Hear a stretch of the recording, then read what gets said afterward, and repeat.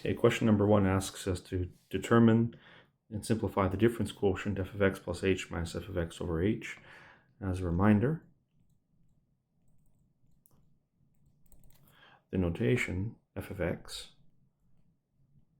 function notation, means that in the brackets where x appears, if I put a 7, that's a shorthand that means replace all the x's in the expression with a 7. If I put, say, an a plus 2, that means replace every x by an a plus 2. So instead of 3x squared, we have 3 times a plus 2 squared. Instead of minus 12x, we have minus 12 times a plus 2.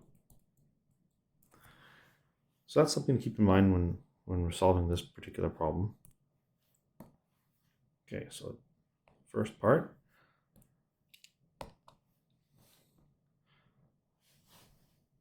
I'm going to create the difference quotient, f of x plus h minus f of x all over h.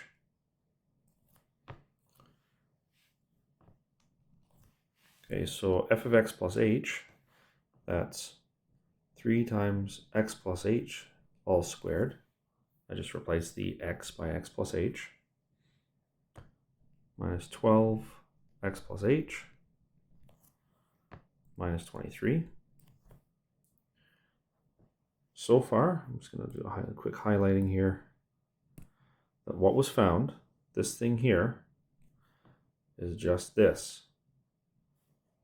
We're not done the calculation yet. Okay, so I have all that divided by h, and we're subtracting f of x, so I'll subtract the original function, 3x squared minus 12x minus 23. Okay, next step, I'm going to do a FOIL. X plus h squared, I have to do the squaring before the multiplication by 3, that's order of operations, and then x plus h squared means x plus h times x plus h. If you FOIL it out, you get x squared plus 2xh plus h squared. Distribute the negative 12 into the bracket. Minus 3x squared minus minus plus 12x minus minus plus 23. Okay, next I'm going to distribute the 3 through the bracket.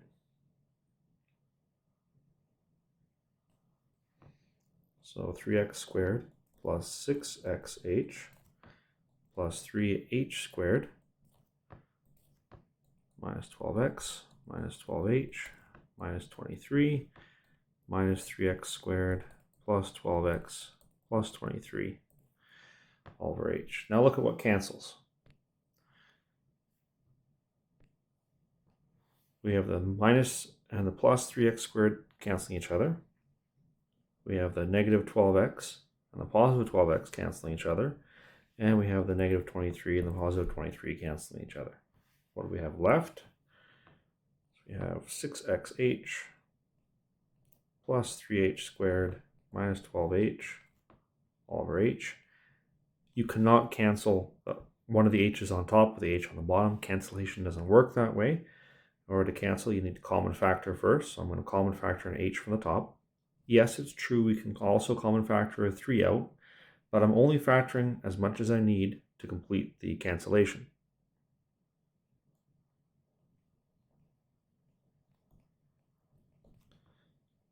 Okay, over h. Now the h on top cancels with the h on the bottom.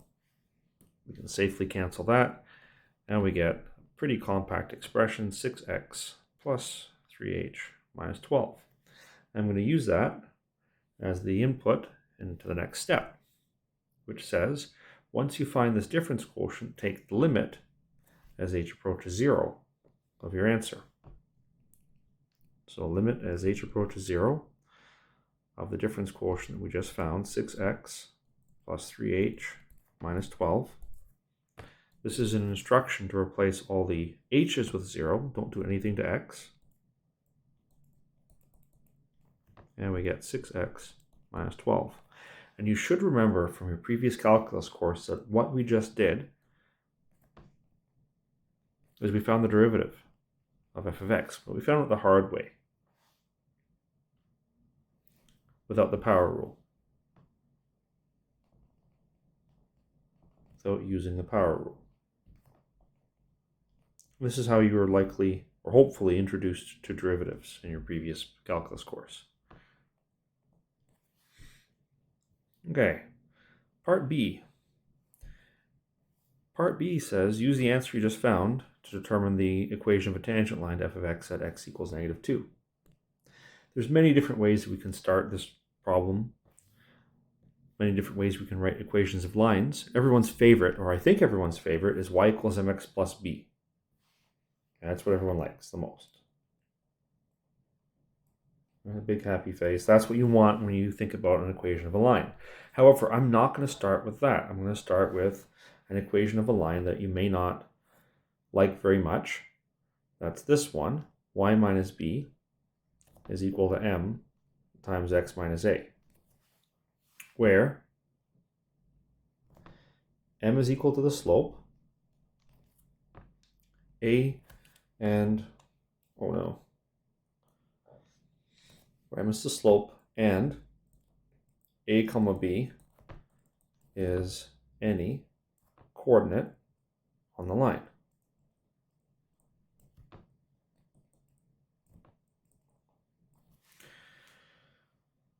Now for this problem, this is all general stuff. It has nothing to do with calculus per se. It's just information about equations of lines. By the way, that equation of a line, y minus b is equal to m times x minus a, that comes from, like everything in math, it has a source. The source of this is your equation of slope, delta y over delta x. Delta y is a change in y value, so y minus y1. Delta x is a change in x value, so x minus x1. And we're just using, instead of y1 and x1, we're using y1 is equal to b and x1 is equal to a. Take the expression m is equal to y minus b over x minus a, cross multiply, and you'll get the expression we have in blue at the top of the bubble. So that's where it comes from. I have a strong preference for this form of a line because it prevents bad things from happening for when you find the intercept. You cannot find the intercept of a line, or a tangent line rather, by plugging 0 into the function. It doesn't work. Anyways, so for our particular problem, we have a equals -2. To find b, we're going to evaluate the function at -2. So that'll be 3 times -2 squared minus 12 times -2 minus 23. That's just taking the original function at the very top, 3x squared minus 12x minus 23, and replacing all the x's with -2's. Now simplify. 3 times 4, 12. -12 times -2, positive 24, minus 23. So we get 13 for that. M is, I'll put this in a better spot, and m equals f prime of a for a tangent line.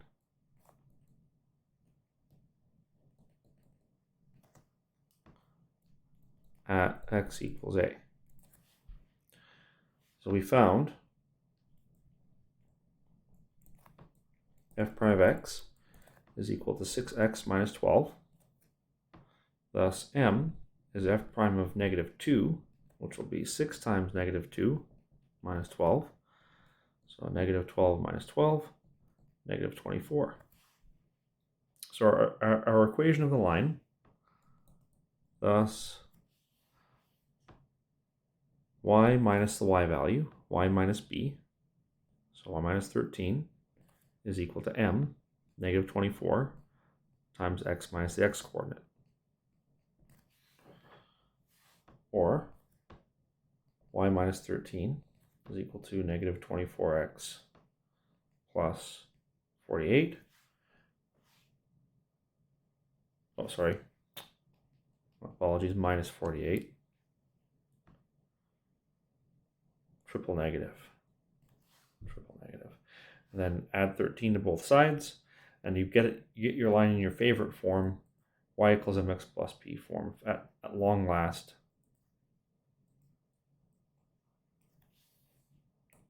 If you have a different way to do this, it's fine as long as you come up with the same answer.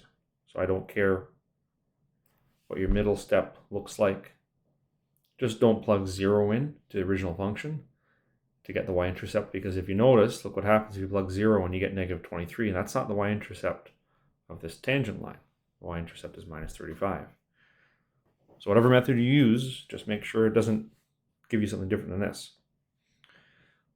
All right, part C says use your result in part A. So we're not using part B for part C. We're going back to part A. Use your result in part A to determine the xy coordinate at which the tangent line to f of x has a slope of 0. Tangent line with slope 0 means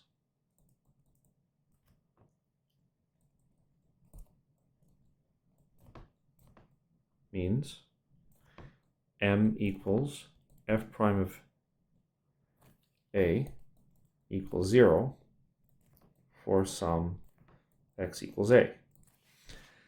So the question here is not what the slope is. We're given the slope. The question is, what is the x coordinate? And once we have the x coordinate, we can find the y coordinate. So our problem solving process is to take the derivative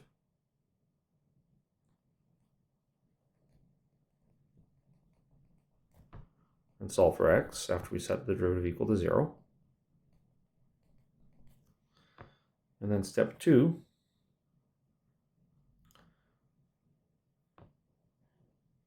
get the y coordinate from f of x. Okay, so step 1, let's do that first. 6x minus 12 is equal to 0. So I'm going to common factor a 6 at, so 6 times x minus 2 is equal to 0, and this means x is equal to 2 is the solution. Now we're going to get the y value.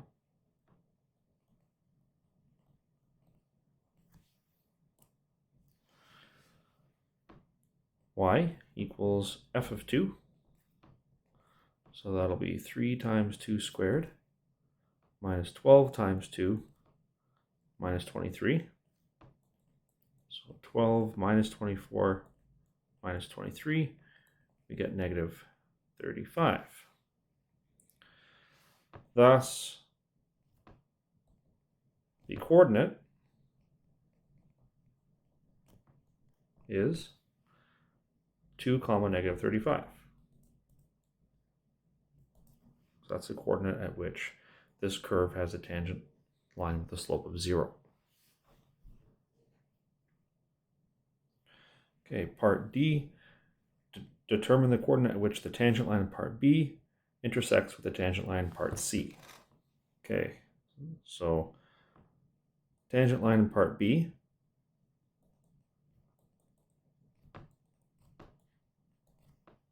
was y is equal to negative 24x minus 35. Now, the tangent line in part C we didn't find. So y minus b is equal to m times x minus a. So the y coordinate we found is negative 35. So y subtract negative 35. The slope we were told was 0. Okay, and a value we found was 2. So y plus 35 is equal to 0. That means y is equal to negative 35. Okay, now to find a point of intersection,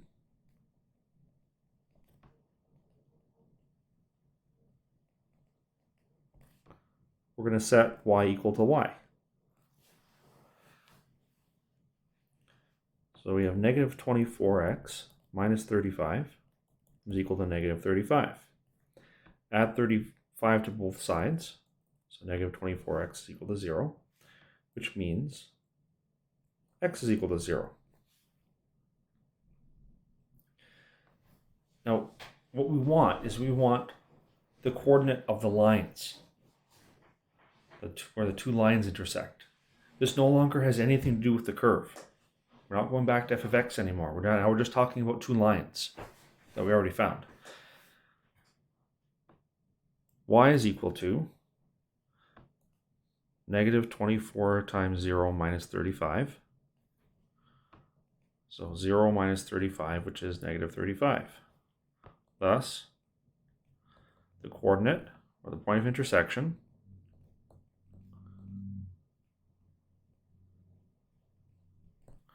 is 0, comma, negative 35. And I'll show you with the picture what this means. So I'm going to turn some of these off.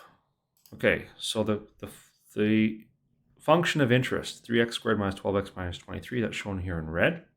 Oh, maybe it's not showing. 1 second. All right, there we go. So now it's showing in red. That's the curve we're interested in. The first question asked us to find, or what was it? It said, or question A said, okay, question B said determine the equation of the tangent line at x equals negative 2. So we did that and we found it was this line. So notice what's happening at negative 2. If you zoom in to a curve at its tangent line, at the point at which we calculate the tangent line, you can't really tell the difference between the tangent line and the curve itself. That's because the tangent line is, by definition, the best linear approximation to a curve at a given coordinate. That's what we found in part B. Then in part C, the question was, where does this curve have a tangent line with a slope of 0? So we did that. We found this green line over here, line of slope of 0. We found the point at which that happens. That coordinate was 2, negative 35. And then the last part, part D, asked for the point of intersection. We set y equal to y, solve for x. We got x is equal to 0, and then worked backwards. Found the y value. Y value is minus 35. So that was this point of intersection here. So hopefully that makes a little bit of sense, connecting some of the ideas you saw in your previous calculus course about derivatives, about difference quotients, tangent lines, and the connection between all those different things. We're going to explore this in more detail in this course.